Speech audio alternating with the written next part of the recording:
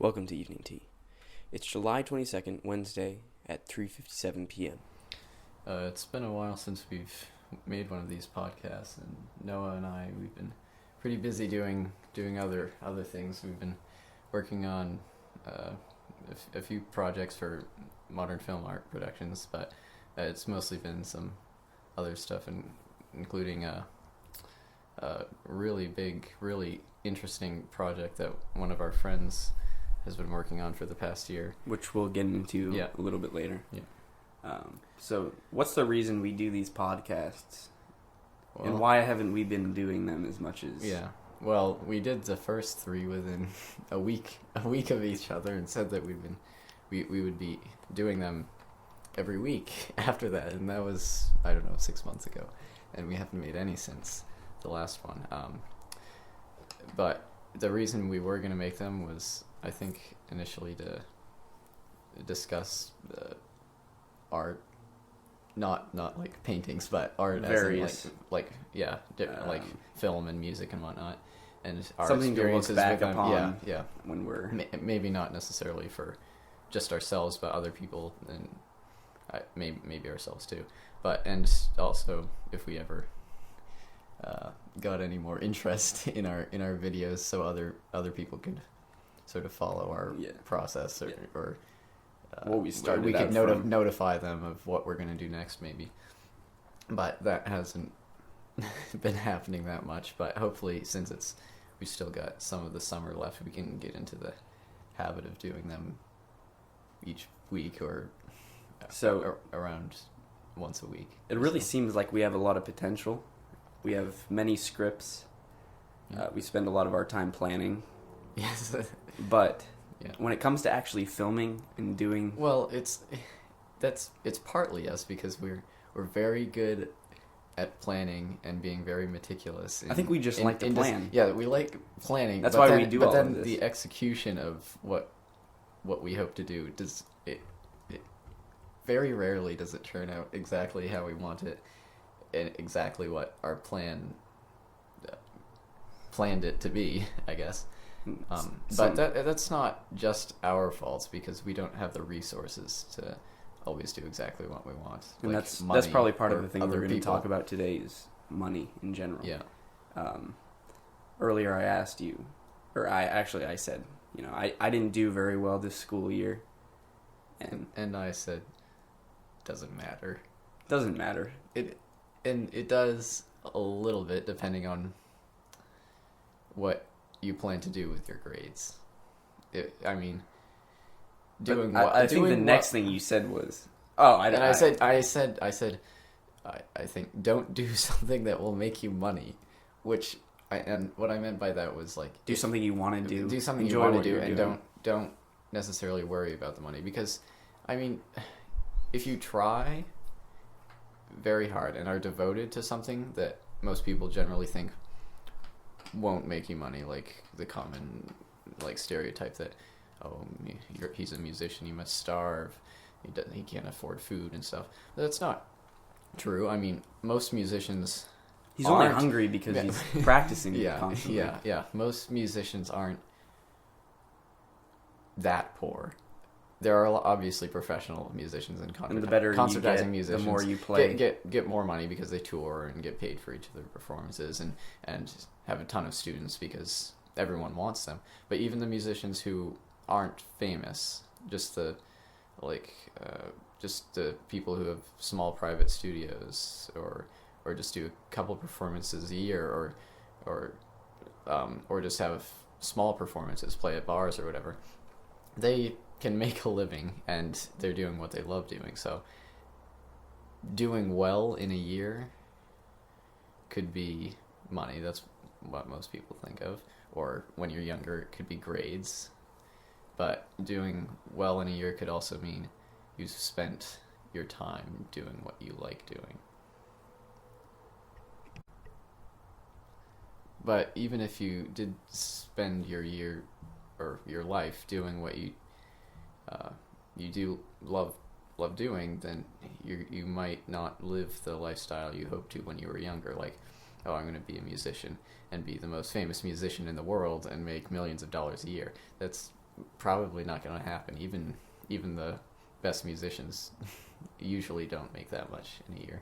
And sometimes the other thing is education. When you're young, kids worry about their grades so much that they only focus on their grades and they don't do any extracurricular activities such as music and different clubs that involve things that they enjoy doing rather than something that will help them. And usually that the extracurricular activities do help them, like being involved in your community or whatever, or being involved in music is really good for development or like development of your brain as a child and stuff.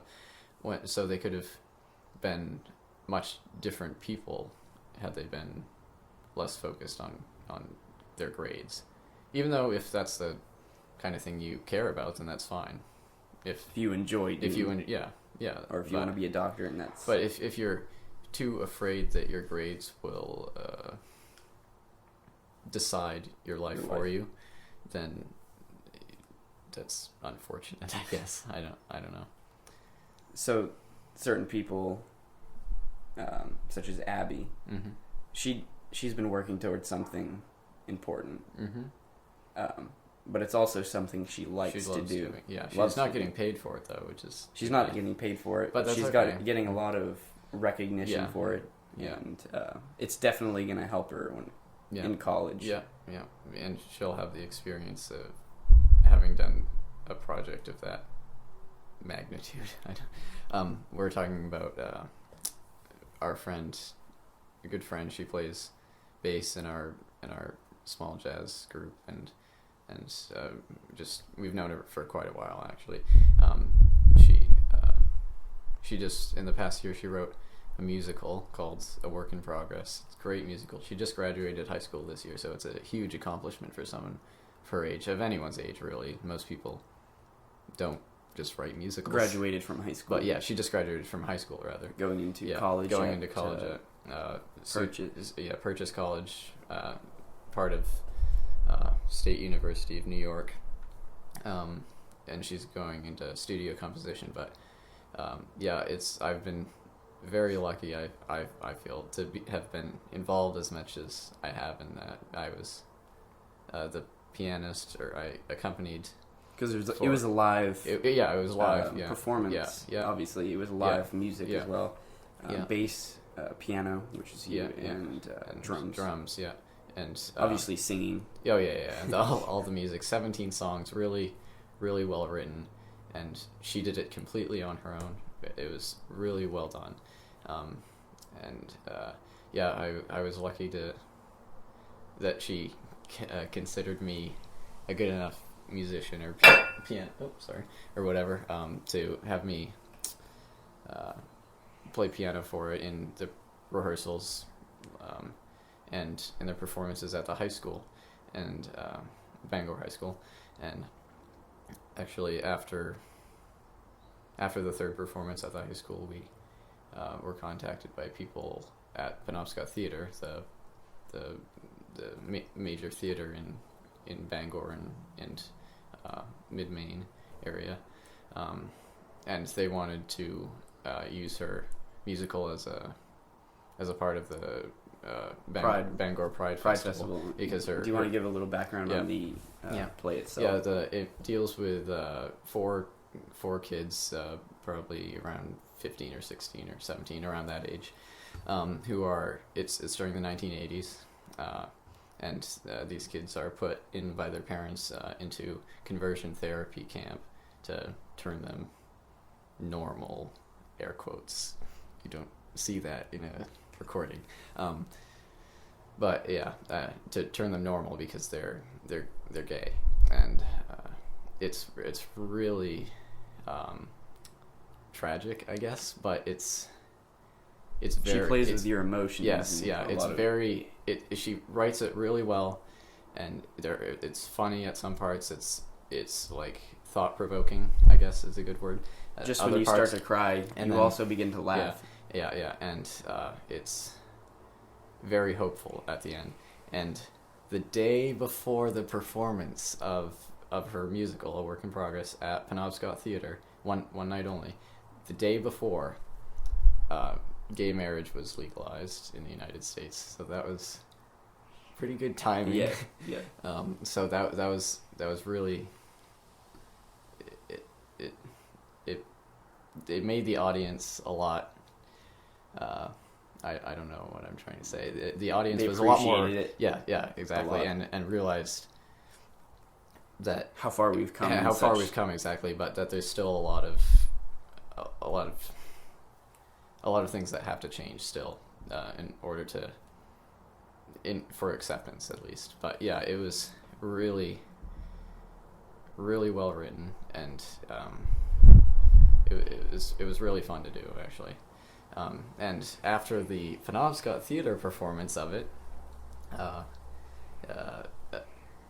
one of the parents got an email, right? The mother got an email. Well, yeah. One of the parents of one of the main characters in it, named Blake, his mother contacted the owner of a theater. She knows him in Belfast, and because her son's done some performances there, and she mentions that it would be a great opportunity for the cast and Abby and musicians to be able to perform it again. So then the owner of this theater in Belfast, I can't remember what it's called, Marshbrook Theatre or something like that, in Belfast, contacted Abby about performing it again on August 14th and 15th. The same cast and all, right. The same cast was used for the high school and Penobscot Theatre, and will be for this one. There will be a lot of changes, though, because of availability. But the four main characters are the same, and it's another great opportunity. And obviously, just talking about it and it being picked up by all these theaters, you can tell that it's a professional musical. I'm not sure, actually. Yeah. I don't know. I mean, the cast won't be paid because there's like 25 of them. Yeah. And yeah, here, take $250 for your massive amounts of work. That would be. They're probably not going to get paid. Abby might a little bit because it's copyrighted, but I don't think we're going to get paid. So far, there hasn't been any money made off of it, because at the high school they usually charge $5 or something, but they didn't because it was a staged reading, which means that they had the script open, but you don't even notice, you can't even tell. And the only reason we did that was because we only had a month to do the entire 2-hour show. So this is another example of she's not making any money to do this, but it's an opportunity that many people don't get. Yeah. And she'll be able to say when she's older and she actually has a career in this kind of stuff. Yeah.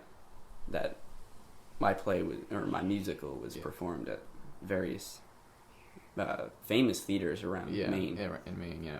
And yeah, she didn't make any money off of it, like we said, but this is probably her best year that she's had. Just because of the opportunities she's had and the development of her musicianship and whatnot. So definitely, if you have the chance to come see it at maybe it's the Marsh River Theatre. Yeah, I think that's what it is in Belfast on August 14th and 15th. I think it's 6 or 7 o'clock, but we can post about it on Facebook or whatever if we have to.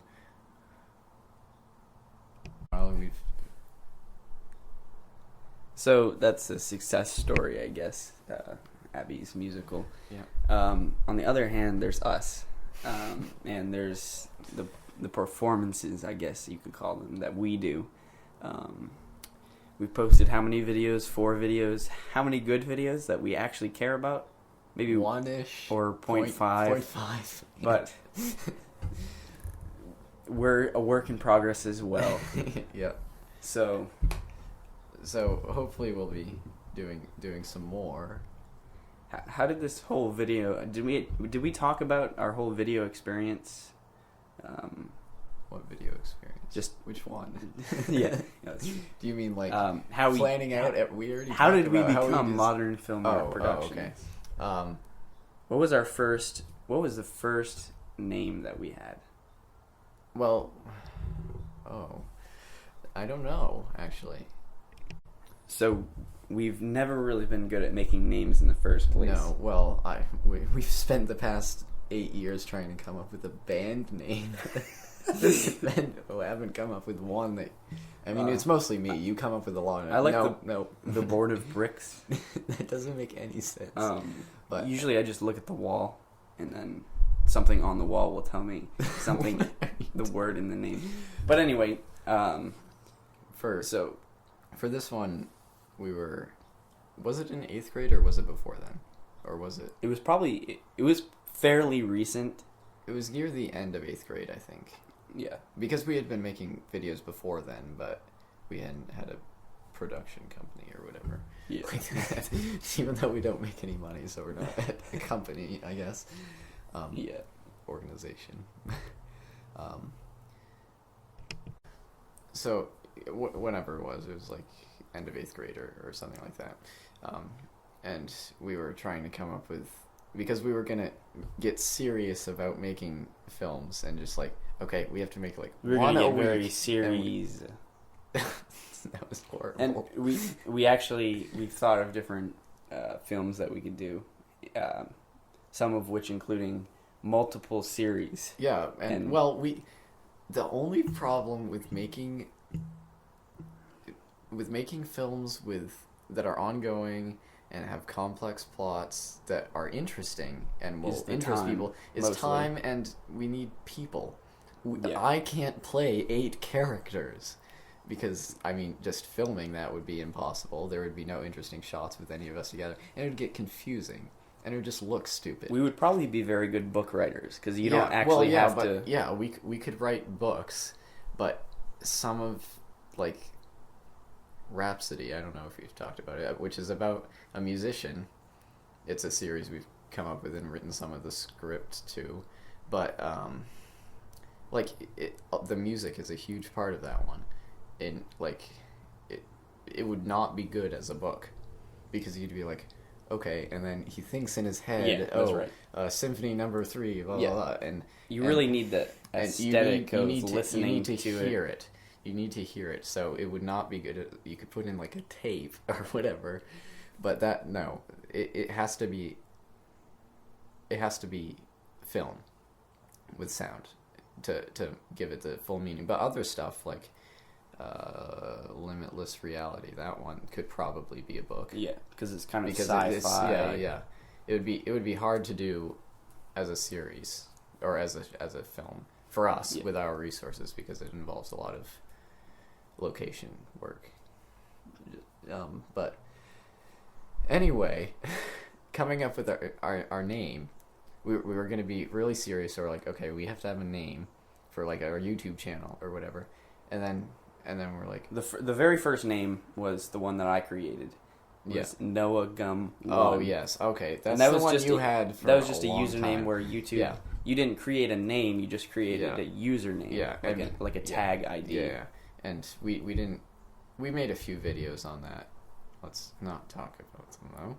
Yeah, because they were really bad, and they all at the end said "made by Noah and his Mac." It's all perspective. I mean, I know. Well, we were young, so they were good, I guess, for our age. To other people our age, yeah. It was amazing. I mean, they didn't have plots. And the visual effects and the sound effects, that green screen. But that was very high tech for somebody of our age. It was. But yeah, we used that for a while and probably made 4 videos over the course of 4 years. I mean, both of us together. You made a lot more on your own, but undeveloped. Yeah. I can't think of one that has been fully developed. The drug K9, video. Wait, the one. The K9 one that we did a long time ago with a friend that used to come over. Yeah. Who was much older, and we kind of developed. We didn't develop any lines. We didn't write any lines. Yeah. But we had a plot. But you had a plot. Yeah, and that's a conclusion. Yeah. And none of our films seem to have a plot or a conclusion. Yeah. But they do have really good elements that, if you were to put those good parts together with a developed and neither plot. of us are like actors, and stage acting, which both of us have done some of a while ago, is really different. It's very different than movie than acting film. on film, because stage acting, you need to overact and you have to like make everything dramatic.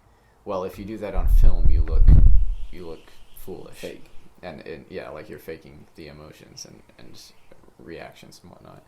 So that's why a lot of our films don't have any lines in them, and it's just like a sample of cinematography in different shots, which is not bad, but which it's isn't not bad, gonna, but it's not going to bring it's not, yeah, it doesn't people who are interested. people, yeah. It might interest a photographer. Yeah. But so we were gonna get serious. So we came up with a name. We're like, well, we do a lot of modern stuff, yeah. But it's also kind of artful in the way we don't have a plot. Yeah. Most of the time. And saying you make artsy films it was like the cool thing at the time. Like all the directors and stuff, they were making art films. Oh yeah. What was the silent film that The Artist. The Artist. Right. But yeah, that's like an art film, and sort of like psychological films, just thinking about human experience and whatnot like that. So we're like, okay, art, and it's film, so we should use that, and we're a production company, so we're trying to come up with some order, like producing art films that are modern, and then eventually you came it up evolved with, to modern film art. modern film art and you productions, weren't quite which I didn't sure really like at first, about. but I do like it. I knew now, you would actually. never make your mind up anyway, so I just so you just continued to. Which is fine. I like it now. And then for a short while it was Euphoric Household Productions. Yeah. Which we decided sounded like a drug den. Or That's something. True. Euphoric household. And so we like the way we changed it back. Yeah. The meaning is yeah, so we changed it back to modern film art. And that's what it's gonna be. We hope. We hope. If we forget the password again, yes, we might have to change the name because we have too many. Setting up all our online accounts and whatnot. We set them up a while ago. And if you happen to scroll upon our video, probably the texting and driving video, under the username error191, that's because we had to delete that account due to lack of knowledge of the password. We forgot the password. So we had to make all new accounts on SoundCloud, and so you might have to refollow us if you do that. But you probably won't. So yeah, on SoundCloud and on Google and YouTube, and I guess those are connected now. But yeah, it took us a long time to set them up because we thought we knew the username and the password information, but we tried probably every combination of the ones we could think of, and none of them worked. So, and just for your information, the password is not the same as the. It's not the username we already tried. Yeah, but thank you for subscribing, and please do subscribe if you're not. So stay tuned. Nice cliche. Yeah. So we'll hopefully be posting some more videos and more of these, discussing less about ourselves and more about other people's work, probably. But so earlier we mentioned Rhapsody. And the first episode has a distinct song that kind of leads off the whole series, and we'll probably end the series with that song. Yeah, well, that's a good idea. Shouldn't tell anyone that. But yeah, it's by Camille Saint-Saens, and it's Danse Macabre.